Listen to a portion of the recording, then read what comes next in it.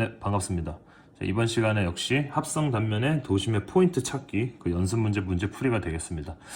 저희가 다루고 있는 이 챕터에서 지금 나머지 우리가 안 풀었던 문제 중에 두 문제가 있는데 6번과 10번 문제를 보시면은 지금 여기 제가 그려놓은 이 그림과 같은 이런 단면을 갖다가 이제 뭐 단면 2차 모멘트 도심의 포인트를 구해봐라 라는 건데, 저희가 옛날에 단면 2차 모멘트 문제 풀 때 얘와 지금 아주 똑같은 그런 단면을 갖다가 우리가 다뤄본 적이 있죠.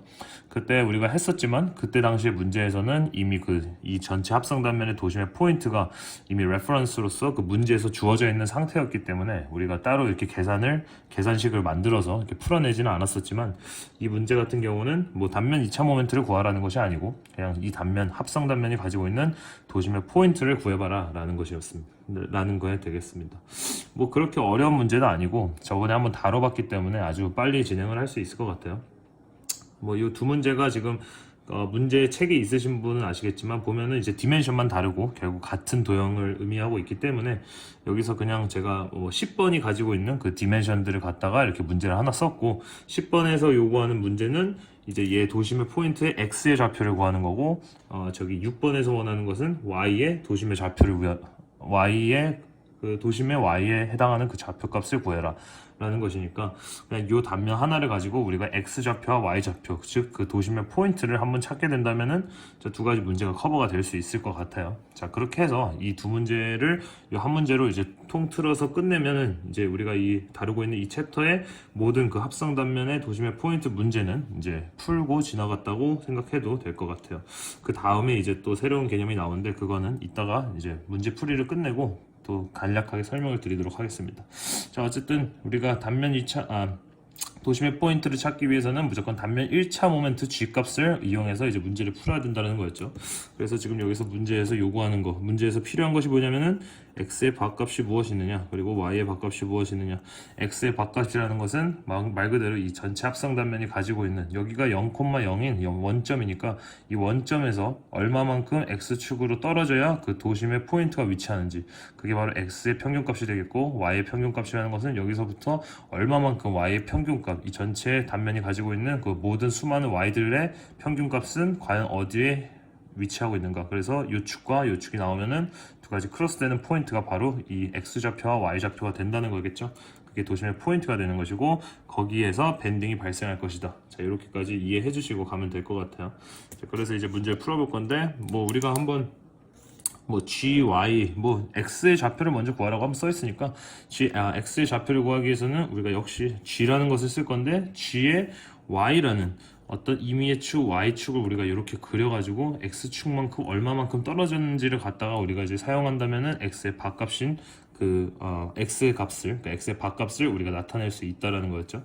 그래서 gy라는 것은 테이블을 만들면은 x가 필요할 것이고 a가 필요하고 둘을 곱해준 ax가 필요하겠죠.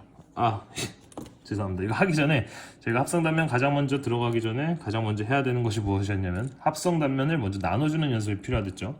한번 나눠볼게요. 자, 지금 그림을 또 이게 원형이라서 제가 그림을 엄청 완벽하게 그리진 못하지만 이렇게 두 가지 선을 그려봅시다. 지금 전체 합성 단면에서 여기 이렇게 동그랗게 구멍이 나 있는 상태죠. 그래서 우리가 얘를 1번, 2번, 3번 단면, 그리고 얘를 4번 단면, 이렇게 이제 다뤘었단 말이죠. 그 다음에 두 번째로 우리가 해야 될 것이 바로 무엇이었냐면은 각각의 그 단면들 1, 2, 3, 4번 그 단면들이 가지고 있는 도심의 포인트들을 이렇게 찍어주는 연습. 1번 같은 경우, 자, 여기 4번은 요 가운데 있을 거고 1번은 지금 반원이기 때문에 어디 있는지 정확하게 모르지만 우리가 이따 레퍼런스 핸드북에서 제가 프린트해서 문제를 항상 많이 풀어드렸는데 그거를 역시 보면서 이제 다루게 될 거예요. 자, 그래서 얘는 한 요 정도에 있다고 한번 생각을 해볼게요. 그래서 이렇게 네 가지 그 각각의 개별적인 단면들의 그 도심의 포인트들도 이렇게 나눠주고 단면들도 나눴다. 그 다음에 이 gy라는 테이블을 채워가고 gx라는 테이블을 채워간다면은 x바와 y바의 값을 구할 수 있겠죠. 그래서 gy에 해당하는 단면이 1번, 2번, 3번, 4번이 필요할 것이고, 1번부터 해보면은, 자, 1번에 이 x라는 것은 무엇이냐면은 gy라는 요 y축에서부터 지금 요 합성 단면의 연단축인 요 y에서부터 시작해서 얼마만큼 떨어진다면은 이 1번의 단면의 그 도심의 포인트가 가지고 있는 그 도심의 포인트의 위치까지의 그 x 값을 구할 수 있느냐라는 거였죠. 자, 그래서 우리가 레퍼런스 다시 한번 가져오면은 75페이지가 되겠습니다. 자, 75페이지 보신다면은 지금 여기 얘가 되겠죠. 딱 얘 지금 이 x의 좌표라는 것은 요 c가 센트로이드 포인트가 여기 있을 때 x의 좌표라는 것은 요 y축을 기준으로 a만큼 올라가면 a만큼 옆으로 옮기면은 딱 그 포인트에 위치한다는 거죠. 그러니까 전체가 2a라는 지름을 가지고 있으니까 결국 반지름 값이 그 c 값의 그 x의 좌표 값이 되겠죠. 그러니까 여기 지금 1번 같은 경우는 지금 3cm가 그 반지름이니까 여기서부터 3cm 떨어져 있는 곳에 이렇게 x의 값이 이렇게 위치하게 된다는 거죠. 잠시만요. 네. 그리고 역시 이제 1번에 대한 그 에어리아는 어떻게 하냐면은 에어리아는 파이 a라는 것은 이제 반지름이니까 우리가 주로 파이 r 제곱이라 하는데 어쨌든 파이 a 제곱이 전체 원넓이니까 거기에 반띵하면은 당연히 반원의 그 값이 되겠죠. 그래서 파이의 반지름이 3이니까 3에 제곱하고 나누기 2 하면 된다는 거죠. 그래서 ax를 구해주면은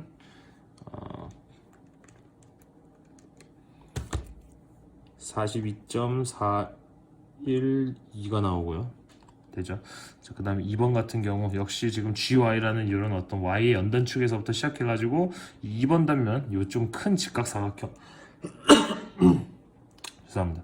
이 큰 직각사각형이 가지고 있는 그 도심의 포인트가 여기라는 거 우리가 알고 있는데 거기까지 X축으로 얼마만큼 떨어져 있는지 보니까 여기가 3cm니까 여기도 3, 여기도 3이니까 전체 6cm고 전체 6cm에서 여기서부터 여기까지 떨어져 있는 거는 3cm. 역시 똑같이 이 반원의 그 중심 포인트까지랑 똑같게 나오겠네요. 그리고 이번에 에어리아 같은 경우는 3cm에다가 전체 6이니까 3, 6, 18이 되겠고 AX라는 것은 3 곱하기 18이니까 3, 8, 24, 54 나오나요? 네. 그리고 3번 단면은 지금 여기죠. 일부러 제가 여기 4번을 요거로 잡아놓은 거죠. 왜냐하면 4번 단면은 구멍이 나 있는 상태이기 때문에 이따가 우리가 더해주는 것이 아니고 빼주기 때문이죠. 뭐 이렇게 말로는 표현을 드리고 한번 계속해서 진행을 해보면은 3번 같은 경우는 역시 이 y축에서부터 저희가 이 전체 길이가 1.5인데 1.5의 중간에 있을 테니까 0.75가 되겠고 a라는 것은 5 곱하기 1.5를 하면은 7.5가 나온다는 거죠. 그래서 7.5 곱하기 0.75 하니까 5.625 나오고 4번 같은 경우는 여기인데 이 도심의 포인트가 지금 한가운데 있으니까 역시 y축에서부터 3cm 떨어져 있겠고 a라는 것은 파이 r 제곱이 원의 그 넓이니까 이 조그만 원의 반지름의 길이가 1이니까 파이의 1의 제곱인 결국 파이 값이 되겠고 그 다음에 ax는 3 곱하기 파이를 하니까 9.425가 되겠죠. 자, 그래서 우리는 이 a의 전체 값과 ax의 전체 시그마 값이 필요한데 가장 중요한 것은 1번과 2번과 3번, 4번을 다 갖다 도와주는 게 아니고 그렇죠. 1번과 2번과 3번은 더해주고 마지막에 이 4번의 값은 빼줘야 우리가 요 구멍이 나 있는 그 합성 단면에 대한 그 property를 좀 구할 수 있다라고 이제 생각하시면 되겠죠. 그래서 a를 얘 더하고 얘 빼주고 ax를 얘 더해주고 얘를 빼면 된다. 한번 계산을 해보시면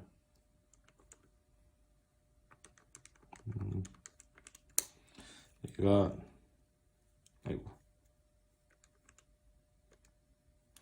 36.496이 나오고요. 36.496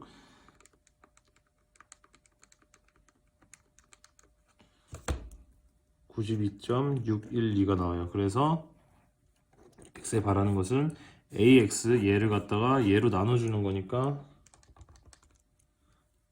2.54가 나오는데 정답이 2.5cm니까 2.5라고 씁시다. 자, 그래서 이렇게 나오니까 x의 밥값이 2.5cm다 라는 것이죠. 자, 이렇게 똑같이 우리가 gx의 값을 이용해서 y의 밥값만 우리가 풀어주면 되겠죠. 뭐 간단하죠. 근데 지금 여기다가 한번 그냥 제가 이렇게 쓰면서 그냥 다시 문제 풀이를 해보도록 하겠습니다. gx니까 gx 다음에 역시 우리가 y 값이 필요하겠고 a 값이 필요하겠고 a의 y가 필요하고 역시 단면은 1번, 2번, 3번, 4번이 필요하겠죠. 자, y라는 것은 역시 이 연단축 x축에서부터 gx라는 어떤 축을 임의의 축을 그려봤을 때 여기서부터 이 각각의 죄송합니다. 각각의 이제 그 단면들이 가지고 있는 도심의 포인트까지 수직거리니까 1번 같은 경우는 요 포인트에 있다는데 우리가 저 포인트가 어딘지 정확하게 모르기 때문에 레퍼런스 핸드북 다시 한번 보신다면은 여기 지금 보면은 아까 우리가 XC는 A라는 것은 우리가 이미 사용을 했었죠. 그리고 이번에는 Y의 값, Y의 좌표를 구하고 있기 때문에 YC라는 것은 이 X라는 연단축에서부터 4A over 3파이만큼 올라가면은 그 C의 위치가 된다고 하네요. 4A over 3파이를 한번 외워보고 그 4A over 3파이라는 게 지금 어디냐면은 요 반원을 기준으로 봤을 때 여기서부터 여기까지가 4a over 3파이라고 하는 거죠. 이 4a라는 것의 a는 우리가 반지름의 길이였으니까 반지름 우리가 지금 3cm라는 거 알 수 있죠. 그러니까 4 곱하기 3을 3파이로 나눠주는 거니까 결국엔 3끼리 약분이 되니까 4분의 파이, 뭐 파이분의 4 이렇게 이제 우리가 표현을 할 수 있겠죠.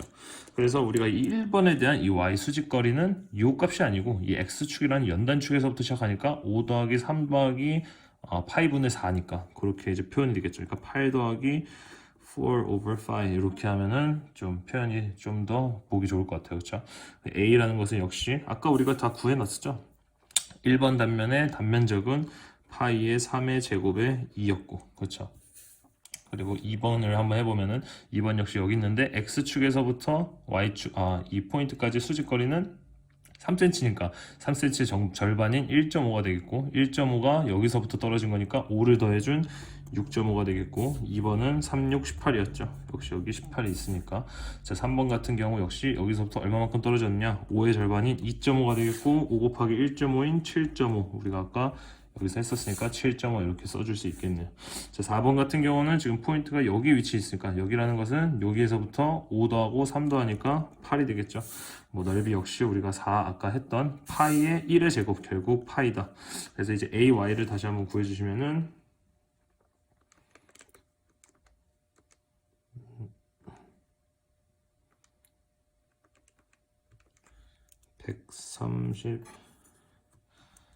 131.097이 나오고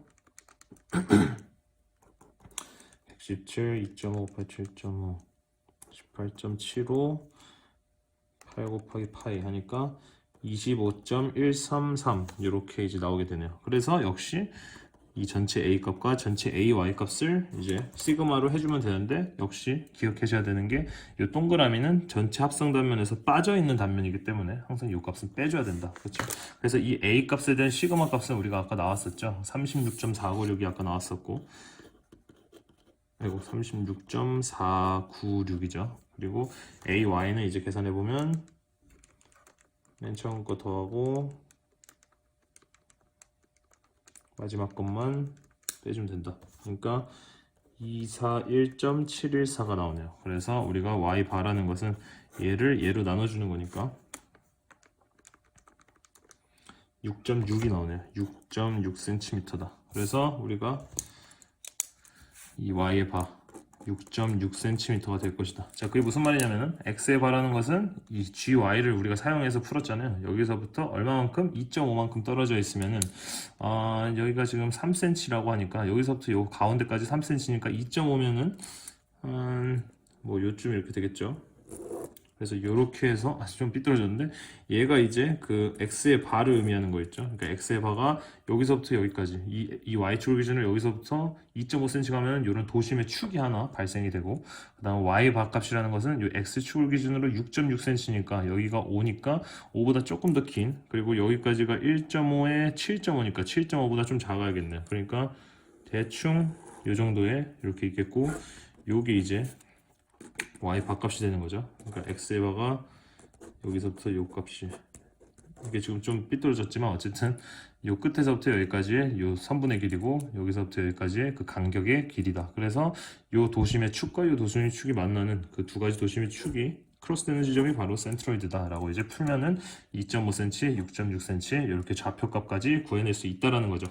자, 그렇게 해가지고 우리가 드디어 이 단면 1차 모멘트를 이용한 합성 단면의 모든 그 도심의 포인트를 다 찾아봤는데 뭐 더 이상 이 책에서 이제 다뤄지는 내용들은 없어요. 하지만 뭐 혼자 다른 책 가지고 이렇게 공부하시다가 혹시나 뭐 잘 모르거나 뭐 요런 단면들, 뭐 요런 단면들은 어떻게 풉니까? 이런 것들이 좀 궁금하시다면은 저한테 댓글로 남겨주시면 제가 다 풀어드릴 거고요.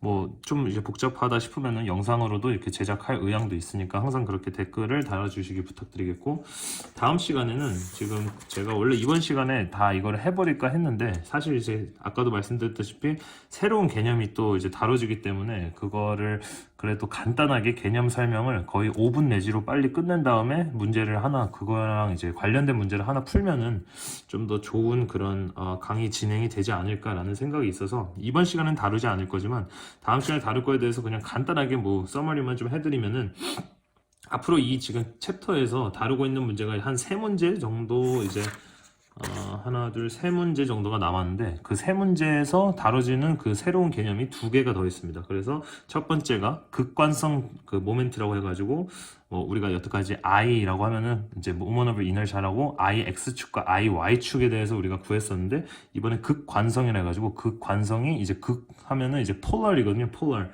뭐 폴lar이 이제 극을 의미하는데, 그래서 i의 x도 아니고 y도 아닌 i의 p라는 값이 이제 또 필요하게 되는데, 그것이 왜 필요한지 그리고 왜 발생했는지에 대해서 한번 간단하게 개념을 잡고 그거랑 관련된 문제를 하나 다뤄볼 거고요.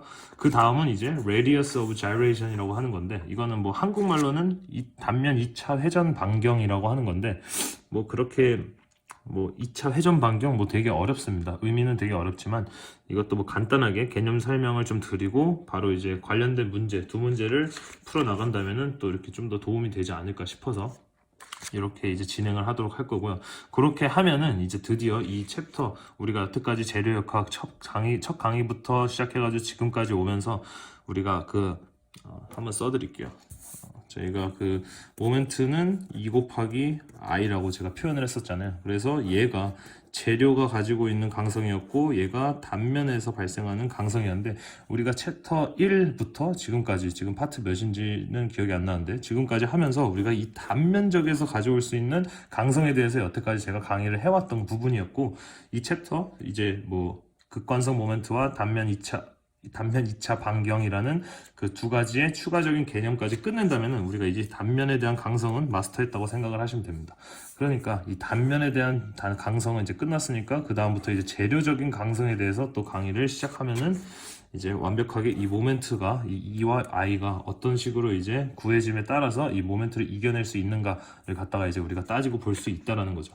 자, 그래서 뭐 일단 I라는 것은 이제 거의 다 끝났으니까 좀 이제 마음을 편하게 먹으시고 이제 뭐 전체 재료역학의 한 반 정도가 지났다라고 생각을 하시면 될 것 같습니다. 사실 이 2라는 값보다는 i 값이 좀 더 중요하기 때문에 그만큼 강의가 좀 길게 이루어졌던 거고, 이 재료라는 것은 사실 그 아주 유명한 그래프가 있죠. 뭐 굳이 지금 말할 필요는 없지만 뭐 이렇게 이런 그래프가 있는데, 네. 이런 그래프 하나만 우리가 이해를 한다면은 뭐 간단하게 넘어갈 수 있는 그런 것들이고, 또 F11에서는 그렇게 막 심화하게 또 그렇게 깊이 이렇게 따지고 들어가지 않기 때문에 아주 간단합니다. 그래서 단면적에 대해서가 조금 마무리된다면은 이제 재료적인 거를 넘어올 거다라는 것만 좀 인지를 해주시고, 다음 시간에 뭐 어떤 식으로 이제 진행이 될 거다. 그러니까 좀 이런 쪽으로 좀 준비를 하고 있으면 되겠구나라고 이제 생각을 하시고 강의를 좀 시청을 해주셨으면 바랍니다. 네, 그럼 오늘은 여기까지 하겠습니다. 감사합니다.